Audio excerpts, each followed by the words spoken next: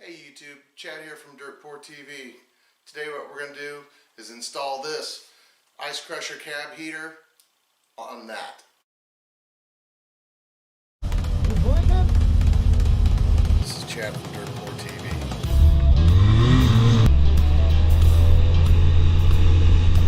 If this is your first time watching and you like this kind of content, please hit that subscribe button.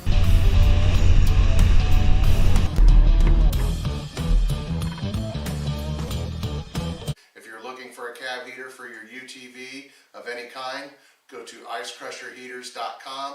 Check them out. This is how your ice crusher kit will come. It'll be in a box like this. Let's open it up. Take a look and see what we got inside. Here's everything you get in the kit displayed here. You have your instruction manual, which is really good. It's got templates in there. It's all color coded. It'll give you a list of parts. You have your heater core with your blower motor. We opted for the electronic pump, water pump. Here is the rocker switch and wire loom that controls that. Here is your wire loom for your fan. And here's the brackets that you have. You have some wire ties. You have a complete hardware kit, which includes hole saws for all of your ducting and vents. You have your ducting pipe and your intake pipe, so it brings in air from inside the cab, not from outside. And then you have all of your radiator hose. First thing we're going to do is remove the hood. Just pop these over, give them a twist.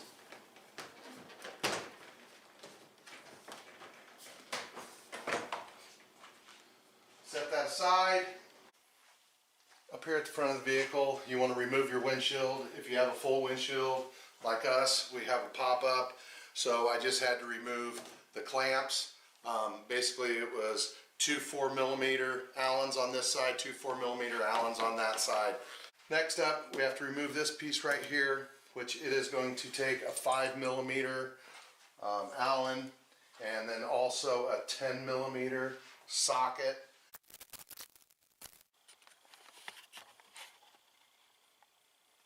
Okay, we're at the back of the vehicle here at the battery box. We want to disconnect the negative cable and get it out of the way because we are going to be working with electronics on this thing. So there's 3 clips. Just push them down. Pop the cover off. Should be a 10mm. Go ahead and remove the 10mm bolt that holds your brake reservoir on.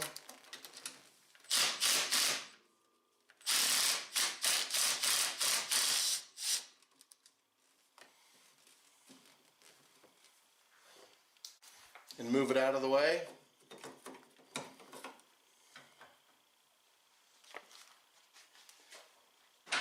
Now it's time to remove the center skid plate. Here is the center skid section removed. There'll be 16 of these 10mm bolts with these flanged washers. These are a 6-point 10mm. That's what you would use to take them off. And then there's one in the center here that is not flanged.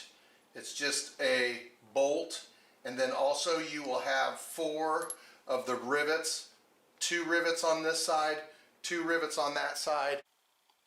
We're back here at the rear of the vehicle. We're going to remove the rear skid plate. There will be 6 recessed screws and 6 flanged screws. Here's the rear skid removed. You're going to have 6 of these that have the flange on them. They're 10mm. And then you'll have 6 of these that have the big flanged washer. Go ahead and remove the radiator cap. Make sure your vehicle is not hot. This one's been sitting for quite some time. So go ahead and crack them open with the 10mm and drain out your antifreeze.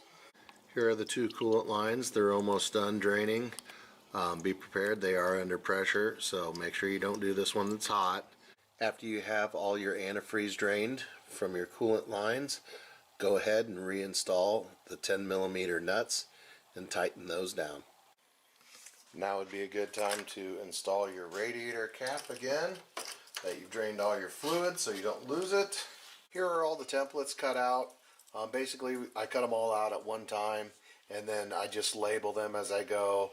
55mm hole saw, driver's side, left, front vent. Here on the driver's side, we've got the templates installed. There is the template for your fan switch. This is the driver's right side lower template in place. And this is your driver's left side lower vent template in place. Now, you were supposed to have a defrost one that goes in this position. And I have the switches here, so I'm not going to be able to do that. I've been looking at moving it to here. There are a couple brackets, and then you have the steering column back there, so it's something I'm going to have to look into. I don't know if this is going to work or not. I might have to go with a smaller vent to make that work. So this is a work in progress over here. You have to drill out these rivets with a 1/4 inch drill bit, so that's going to be next. I'll do that. I have the lower template in place, and as you can see, it follows the bend in the body, and then it also follows where your foot goes, the angle on your foot. Okay guys, this is I'm down to the last one, but I'm going to show you how I get these rivets out. The best luck I've had is to get a pair of side cuts. You get in there a little bit. Don't use the 1/4 inch drill bit, kind of like the instructions. I'm using the 1/8 inch drill bit. So I don't know if I'm going to get a good view for you. Get in here. There you go. Then go back through, get this panel off, pry this off because it's stuck on there. Let's see if I can pry it off for you. Okay, pry that off, clean this up, and then you have to go back through with a 1/4 inch drill bit to drill these out. Okay, with your template in place, go ahead and drill out your 1/4 inch holes. And I recommend doing this with the template in place because they did not line up perfectly. So if you do it without the template in place, you would your holes wouldn't line up. So here's a little tip. You're supposed to drill these holes out, but how are you going to find center without using a compass and doing some measuring and all this and that?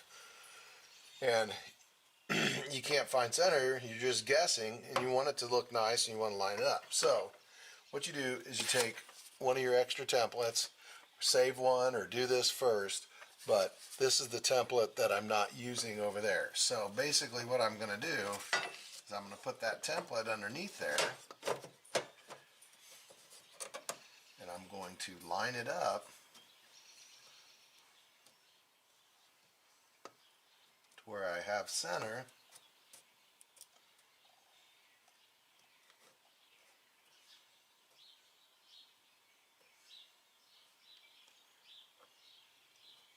And then mark my center hole.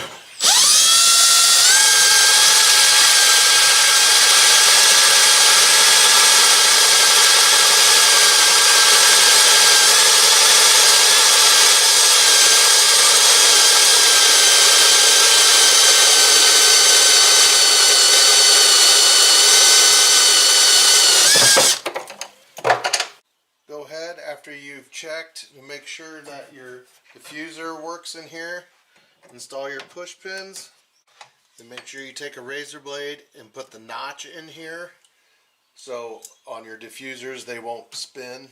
On the driver's side here, we're going to mark these two lower vents. the tape doesn't want to hold because of all the Armor All or whatever he uses to keep it clean. But this one seems to be holding pretty well. We're going to mark it.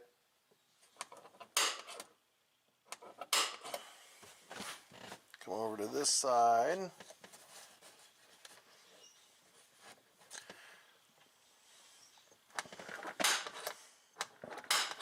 Mark it. You can pull them off now.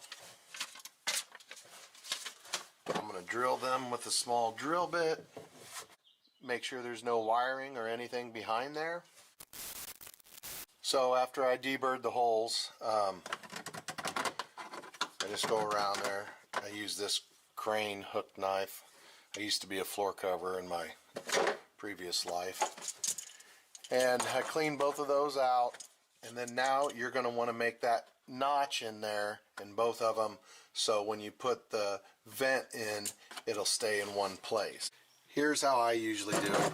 I do it with the punch, then I go in with a smaller drill bit, and then I go in with a larger drill bit. But if you just want to get to it, you could go like this with a small drill bit.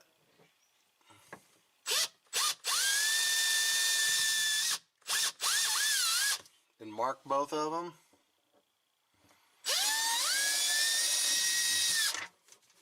And then pull your template down and be done. So now we'll drill these out. I have to do them one at a time because I have to change over the hole saw. Remember, always double check, make sure there's nothing behind there. Now make sure you put your notch in there. Now this one you don't have to notch because it's going to go in with screws.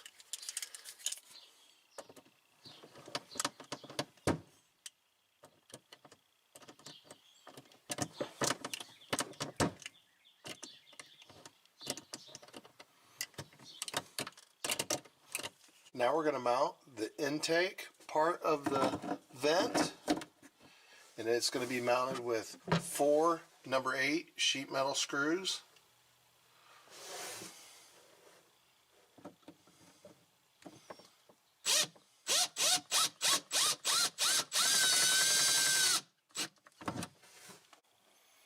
Okay, now we're going to drill the hole for the switch panel here.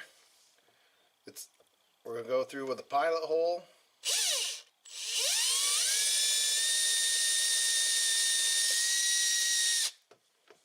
Remove your template, and then we're going to follow up with a 7/16 bit.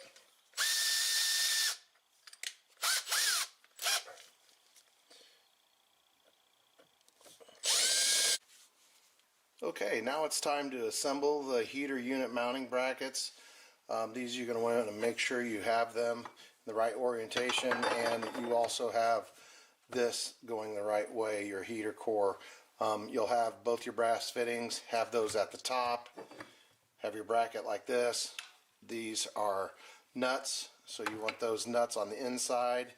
You wouldn't want them on the outside. So let's go ahead and install this. You're going to use the M6 by 1 by 12 millimeter screws.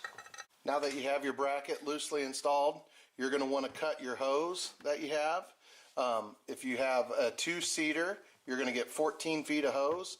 So you're going to cut one at 6 feet, and that'll leave you 8 foot left over. And it doesn't matter which one of these brass fittings you put it on, just make sure you lube these up a little bit with some water, some soapy water, so they slide on nice and easy. Once you have your hoses on and your hose clamps tightened down, we're going to go ahead and put the cover plate on, and you're going to use, there's 4 1/4" by 3/4 serrated flange bolts, and they're going to go right in here.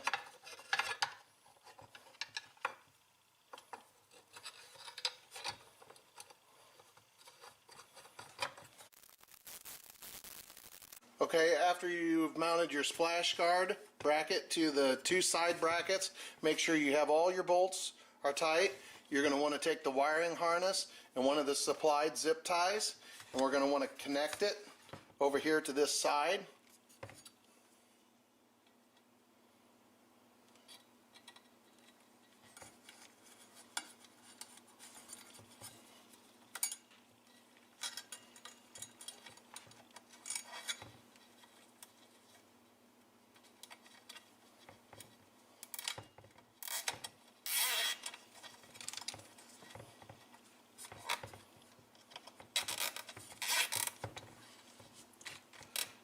just like that, and cut your excess off. Now we are going to connect the supplied intake hose and zip tie to the intake housing down here.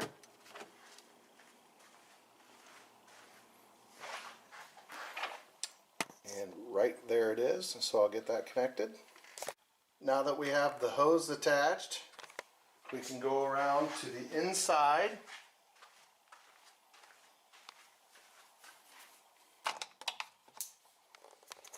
We can attach the front cover plate.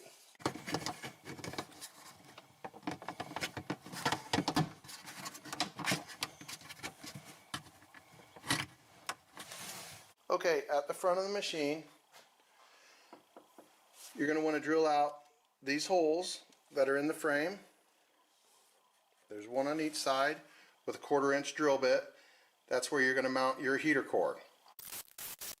Take your supplied white wiring harness and connect it to the white wiring harness of the blower motor. And they are indexed. It only goes on one way. Let's take the unit over to the vehicle and mount it in its place with the 1/4 inch bolts. This is about the best view I can give you. Go ahead and route your hoses down. Just leave your unit sitting up here. Route your hoses down there. You don't want your wiring harness to go down there, so keep it to the side. And what you want to do is once we get this tip to go down in there, we're going to want to hook up the intake at the same time. So start it going down in there. Push your hoses as you go.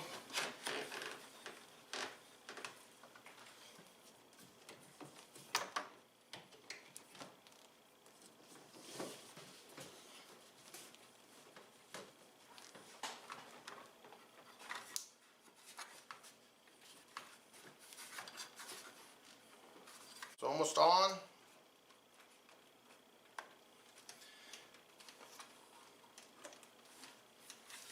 Okay, then take your zip tie.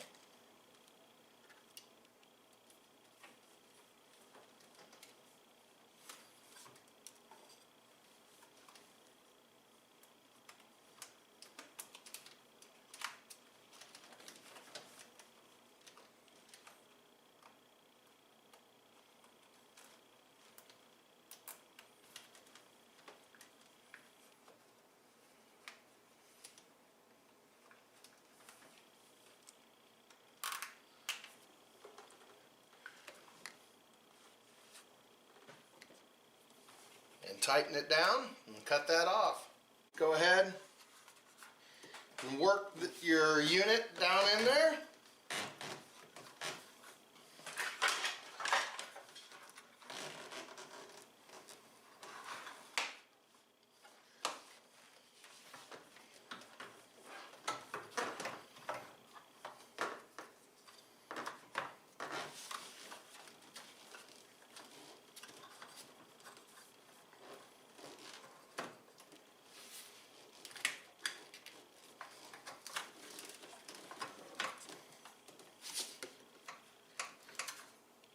Okay, it's in place. Let's get our 1/4 inch bolts.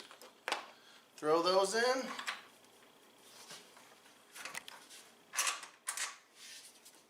And your locking nuts.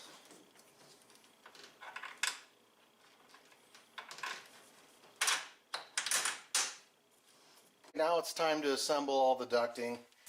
You'll have your little diagram here. All these measurements are in compressed state.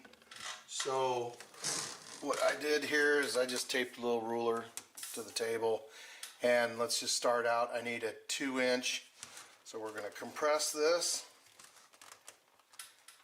till I get to 2 inch. Take a utility knife.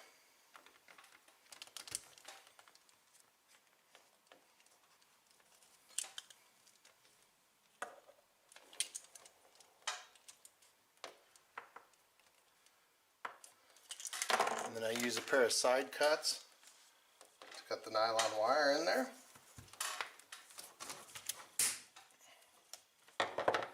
And that is my 2 inch compressed. So Once I have that, and I'm just going to show you on the first one, I'm not going to show you every one of them. So here's my 2-inch, and it says it needs to go into a Y. So what I'll do is I will spray a little bit of soapy water on here. And then we will mount the ductwork to it. Take a zip tie.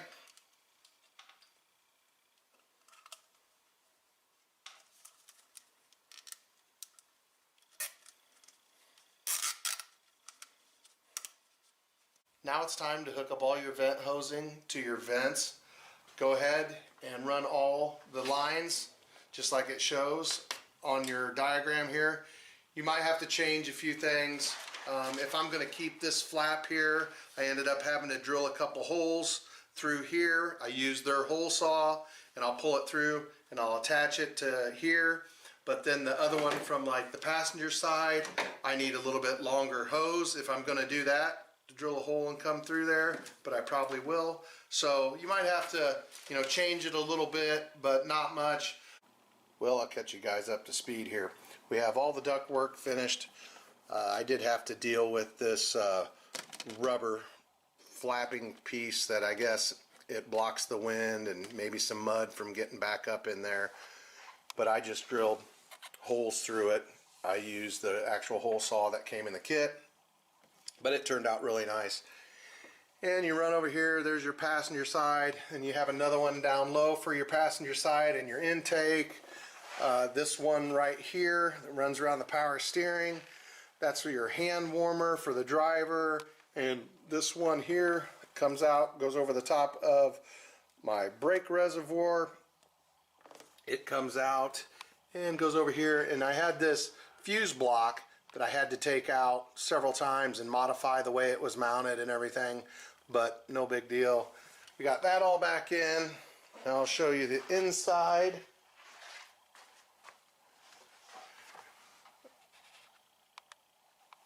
Let me grab the light. Okay, so we have our lower one here. On this side over here would be for your hands. They call this one here, I think, a foot warmer maybe. And then we were supposed to have one up here for your defrost, but he has a switch panel. So I looked into putting the round one up here, the extra one that's supposed to be your defrost. It didn't seem like it would fit in there very well, the round vent. I think we're going to get a rectangle one and cut it in here and do that a little bit later. But right now we just want to keep moving forward and get this thing done. We'll move over here to the passenger side. We still have all the electrical to hook up, which I say all the electrical, it's basically just plugging it into the switch panel. You'll see when we get to that point. So on this side you have your foot warmer, which would be this one. Then you have your intake. Up here you would have a defrost or hand warmer for your passenger. Now we've moved on to the wiring. So this is the wire loom that comes up to the switch. This is your switch, so go ahead and plug that together. And then you're going to have your positive here, which it is going to go down here to a keyed switch, which is right here. And then your black wire, which is your ground, I still have it way over here. You also are going to ground it here to the same switch housing. Now, I could use his fuse block, but the fuse block is hot all the time. So I don't think we would want it to be on all the time, just in case you left the fan running. Now we could also use a relay and key this fuse block to where when I turn the key on, then the fuse block is hot. But I'm not getting into all that. We're just getting this heater in here. If we decide to do that later, that's what we'll do. We'll put a relay and then we'll put this fuse block on a relay off the key. Okay, the wiring is now complete. There's your white plug down there. It comes, the wire harness comes out, comes up here, Goes behind this bracket over here. Goes right to this plug in here. So this would be your auxiliary power and your ground. And then also it runs up to your switch panel.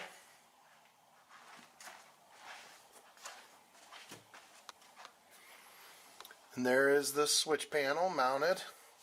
The key on, whoops. Okay, so there's off. 1, 2, 3. Off. I ended up cutting a switch here into the dash for the water pump.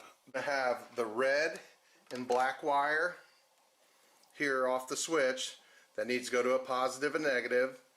And then you're going to have, roughly 7-8 feet of this wire that has to run all the way to the back to the pump. Go ahead and remove the mounting bracket that comes on the water pump and its hardware. That's not needed in this kit. What you are going to need is the 1/4-20 bolts, washers, and locking nuts. So here's the mounting bracket. And what you want to do here is make sure you have it in this orientation. You're going to want to put the bolts through from the plate side with a washer and a nylock nut. And you can go ahead and tighten those on down.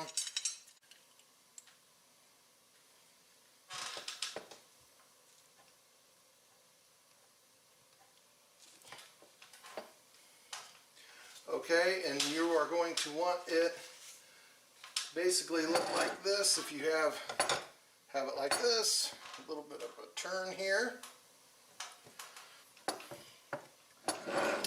And you can go ahead and snug them down, but don't tighten them because you'll end up moving these around once we get it over to the vehicle. Now we have the hoses ran to the back here. Obviously they're not going to come out this way, they're going to come out on the other side of this suspension arm. So I also have my electrical ran out, and I've trimmed it down because the line was very long, so must be for a 4-seater also.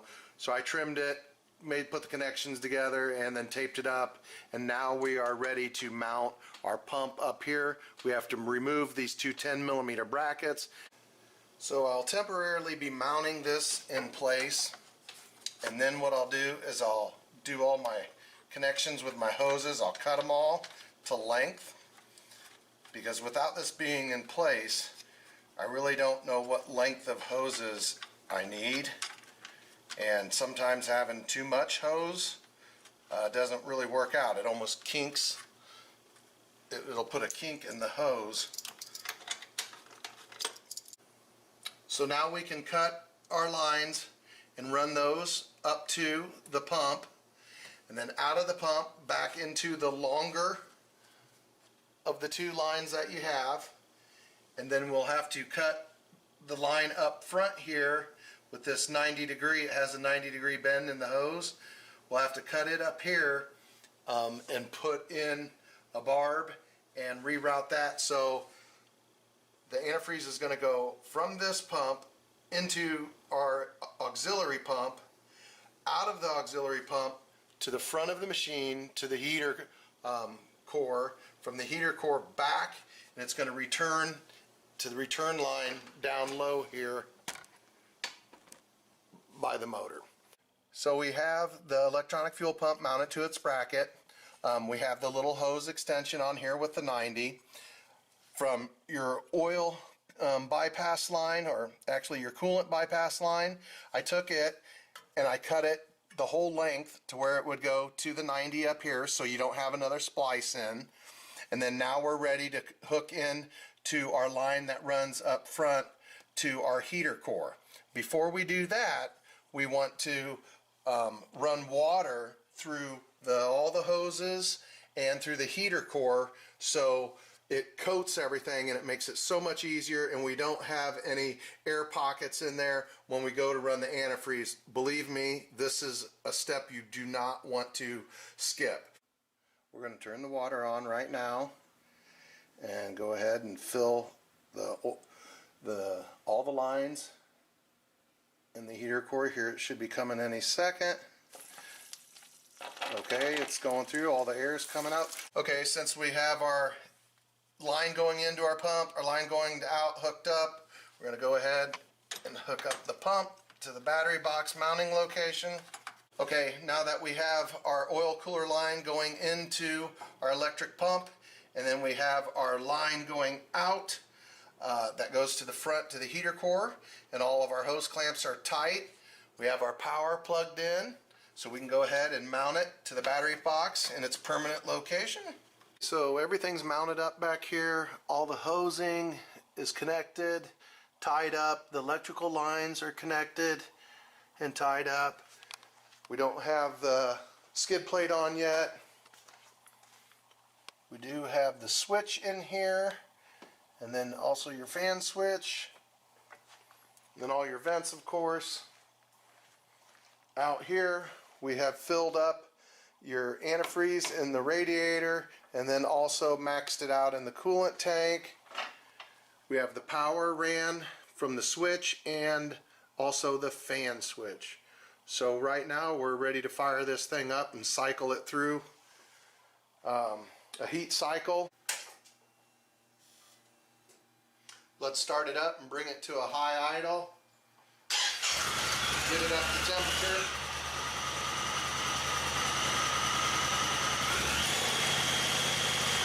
Okay, the fan is kicked on, so it's up to its temperature. We'll check the hoses. The hoses for the, let's check temperature on the heater core. See what we got for temp there. Yep, finally the lower radiator hose, it's warm. It took a long time for it to get warm.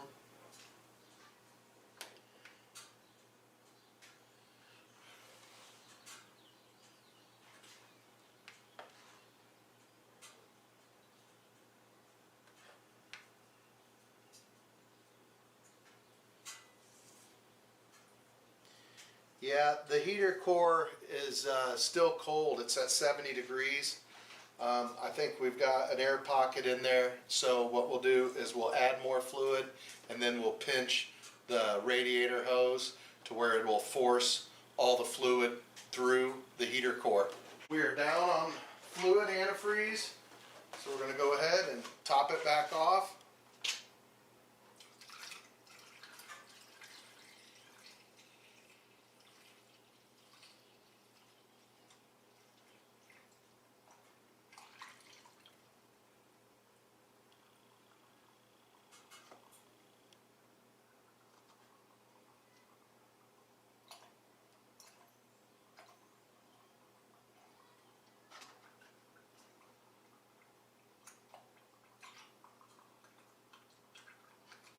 Okay, it did take 3 heat cycles to actually get heat to come out the vents. I had 117 degrees coming out the vents, but on the 3rd heat cycle, I used my clamp, and I came up here and I clamped the upper radiator hose until the fan kicked on. And then when the fan kicked on, I came out, unclamped it, and I let it run until the fan cooled itself down and shut off. And at that time I was getting the heat out of the vents, so I turned the vehicle off. I've double checked my antifreeze and my coolant tank, and now we're going to turn it on. This is going to be the 4th heat cycle, and we'll see if we have heat right away. I'm holding at 2,000 RPM. I do have the pump on.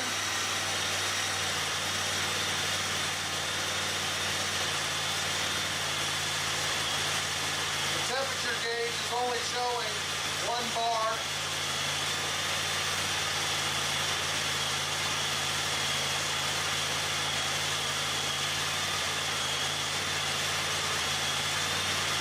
Getting 104 degrees out of the vent.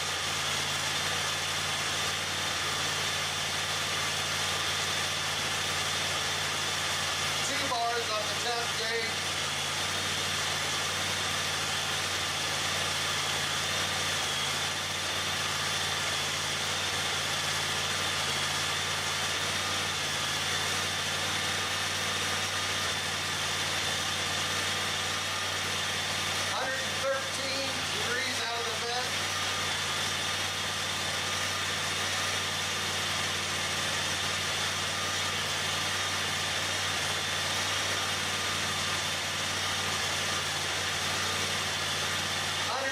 still at 2 bars on the temperature gauge.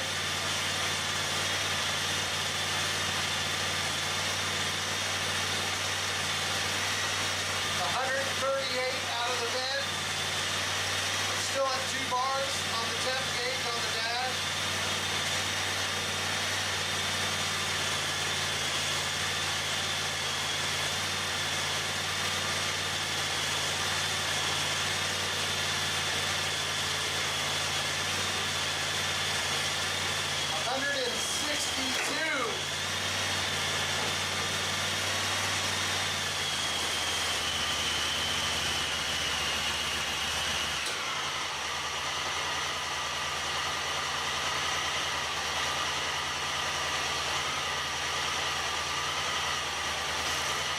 $151.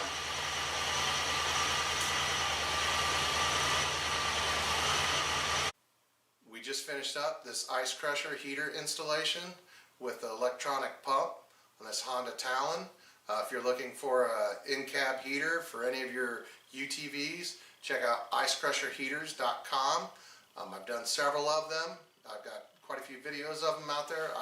I really like their product. I want to say thanks to my sponsors, thanks to all my subscribers out there. I really appreciate everything you guys have done for the channel. Also, if you're not subscribed to the channel, please consider subscribing. If you like this content, just give me a thumbs up. That'll help. Thanks for watching Dirt Poor TV. Have a good one.